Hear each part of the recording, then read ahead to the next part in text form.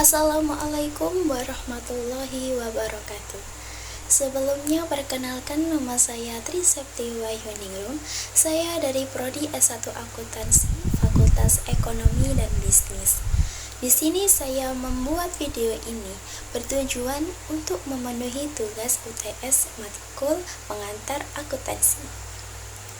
Dalam video ini, saya akan menjelaskan tentang tahap pencatatan dalam jurnal transaksi atau jurnal umum.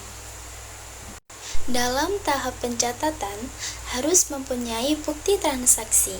Contohnya, kwitansi, nota, faktur, cek, dan sebagainya.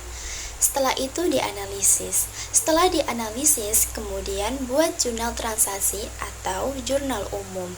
Nah, di sini pengertian jurnal adalah buku harian untuk mencatat semua transaksi secara kronologis yang memuat nama beserta besarannya ke rekening-rekening atau akun debit maupun kredit. Selanjutnya ada Chart of Account.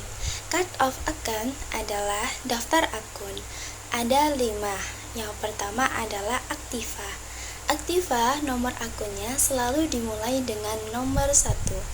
Aktiva ada kas, piutang usaha, perlengkapan kantor, asuransi dibayar di muka, peralatan kantor, tanah, dan gedung. Nomor akun yang kedua yaitu utang. Utang ada utang usaha dan utang hipotek. Nah, yang ketiga ada ekuitas pemilik. Ekuitas terdiri dari modal pemilik, dan prive, yang dimana prive ini adalah pengambilan pribadi. Yang keempat ada pendapatan. Yang pertama, pendapatan usaha, pendapatan sewa, pendapatan bunga, dan yang kelima ada beban. Beban ada beban gaji, beban iklan, beban sewa, dan beban lain-lain. Tujuan jurnal transaksi. Tujuan yang pertama yaitu untuk mengidentifikasi setiap transaksi keuangan yang terjadi dalam perusahaan. Yang kedua, untuk melihat dan menentukan nilai transaksi yang terjadi.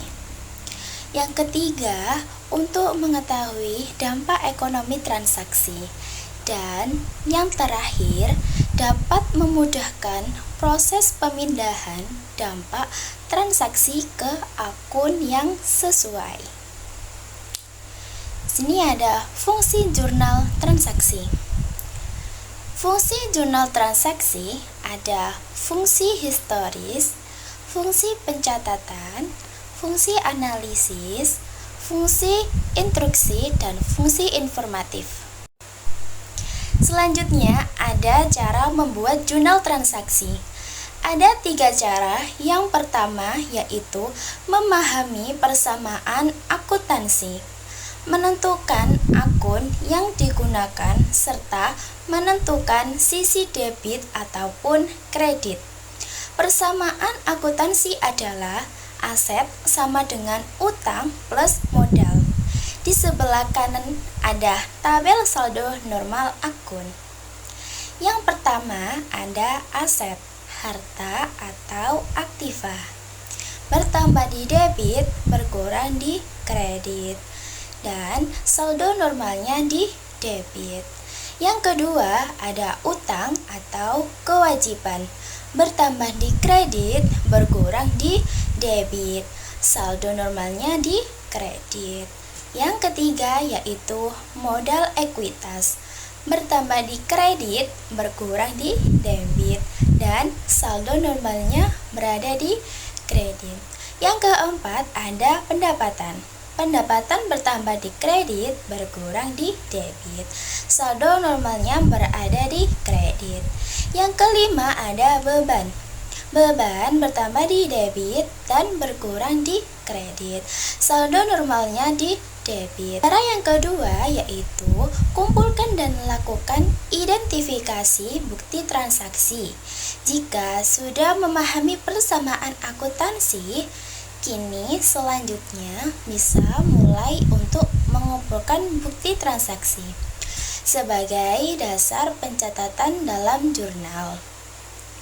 Bukti transaksi bisa meliputi nota, invoice, faktur, atau kwitansi yang bisa diidentifikasi dalam proses berikutnya. Kemudian, cara yang ketiga yaitu mulai mencatat jurnal transaksi. Setelah melakukan identifikasi transaksi yang akan diinput dalam pencatatan jurnal umum, selanjutnya bisa memulai pembuatan jurnal umum dengan menggunakan double entry system.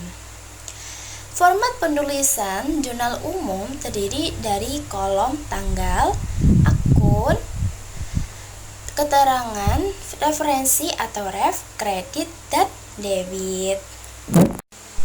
Berikut contoh soal jurnal transaksi. Berikut ini adalah transaksi yang terjadi pada PT Sukses Gemilau periode Maret 2020. Soal yang pertama, tanggal 3 Maret 2020, Ibu Cahaya mentransfer uangnya sebesar 800 juta pada perusahaan PT Sukses Gemilau. Soal yang kedua, pada tanggal 8 Maret 2020, dibayar utang sejumlah 30 juta untuk sewa kantor selama 1 tahun. Soal yang ketiga, tanggal 17 Maret 2020, pembeli peralatan dan perlengkapan kantor masing-masing sebesar 15 juta rupiah dan 8 juta rupiah. Penyelesaiannya, nah, di bawah ada tabel penyelesaian. Contoh, soal jurnal transaksi yang tadi di atasnya ditulis dengan nama perusahaannya, yaitu PT Sukses Gemilau. Kemudian yang kedua ditulis dengan nama jurnal tersebut, yaitu jurnal transaksi atau jurnal umum. Kemudian di bawahnya kita tulis dengan periode pencatatan. Nah, yang pada di tabel tersebut periodenya 31 Maret 2020. Nah, pada soal yang pertama di kolom tanggal kita tulis 3 Maret 2020. Kemudian di kolom keterangannya yang pertama yaitu kas berada di posisi debit karena Ibu Cahaya mentransfer uang, maka kasnya bertambah dengan jumlah 800 juta. Kemudian di bawahnya ada modal awal yang berada di kredit. Kenapa di kredit? Karena modal normalnya bertambah di kredit sejumlah 800 juta. Soal yang kedua, pada kolom tanggal diisi dengan 8 Maret 2020. Keterangannya diisi dengan sewa dibayar di muka. Dicatat di posisi debit sebesar 30 juta. Kemudian di bawahnya ada kas di posisi kredit. Kenapa? Karena kas di posisi kredit untuk membayar sewa dibayar di muka, maka kasnya berkurang sejumlah 30 juta.